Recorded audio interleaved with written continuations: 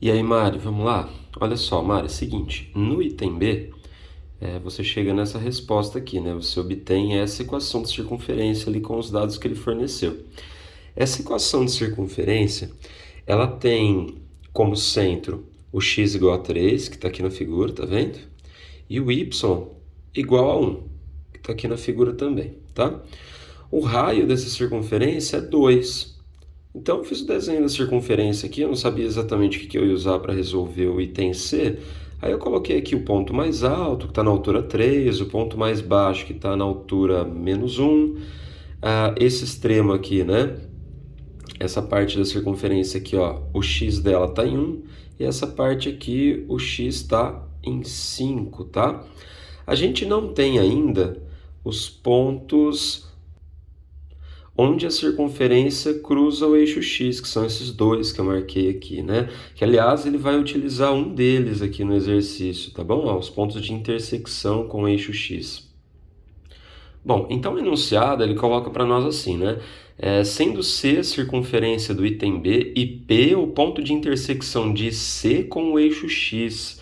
Olha só, é por isso que eu chamei esse pontinho aqui, tá? De P. Por quê? Porque ele falou que P é o ponto de intersecção da circunferência com o eixo x, só que ele deu uma outra informação, que fica mais perto da origem. Então, esse aqui é o pontinho de intersecção que está o mais próximo possível da origem da circunferência. Então, é desse ponto aqui que ele está falando no enunciado.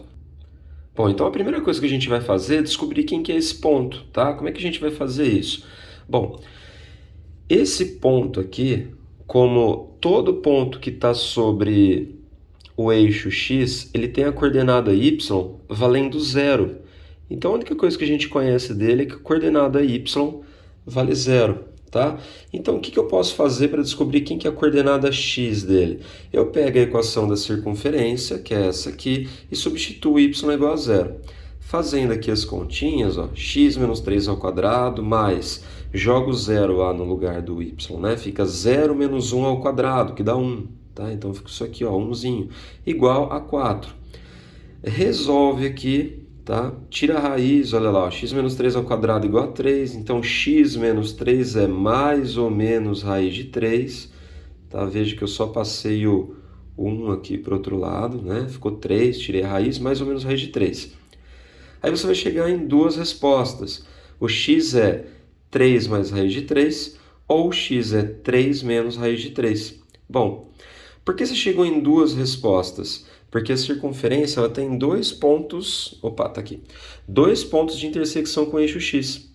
Um antes de 3, que vai ser 3 menos alguma coisa, e o outro depois de 3, que é 3 mais alguma coisa. Como a gente está trabalhando com esse ponto aqui, então a intersecção fica no 3 menos raiz de 3, olha lá, que é uma das respostas, tá? Ó, 3 menos raiz de 3. Então esse aqui é o ponto P. Agora, continuando, o que ele pediu para a gente?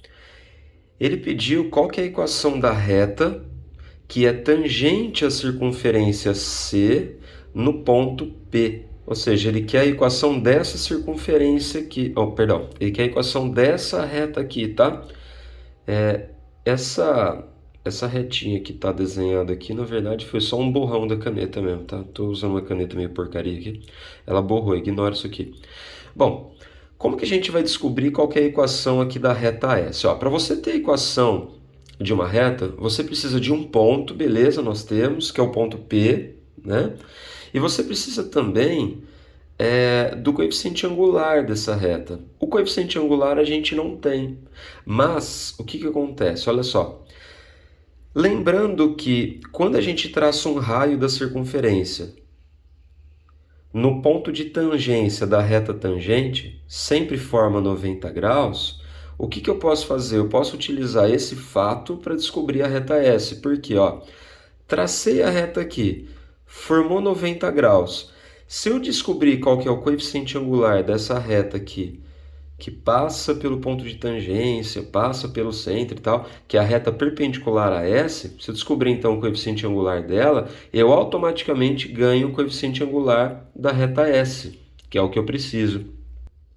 Bom, então a primeira coisa que eu vou fazer é descobrir qual que é o coeficiente angular dessa reta R aqui. Lembra qual que é a forma? A gente faz ΔY por ΔX. Então, eu vou fazer, ó, y da reta R menos y da reta S. Depois, x da reta R menos x da reta S, né? Do ponto aqui da reta S.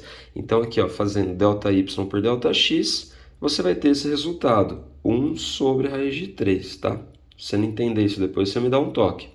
Bom, uma vez que a gente tem o coeficiente angular da reta R, que é 1 sobre raiz de 3, a reta S, por ser perpendicular a ela, o seu coeficiente angular vai ser o inverso e o oposto. O que é o inverso? Você inverte a fração. O que é o oposto? Troca o sinal dela.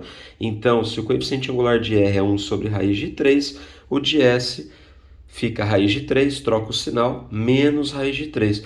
Agora que a gente tem coeficiente angular da reta S e um ponto, que é o ponto P que a gente encontrou lá no comecinho, é só a gente fazer ioiô xoxô. Então, quem que é essa reta S? Olha só, y menos y0 é igual a ms que multiplica x menos x0.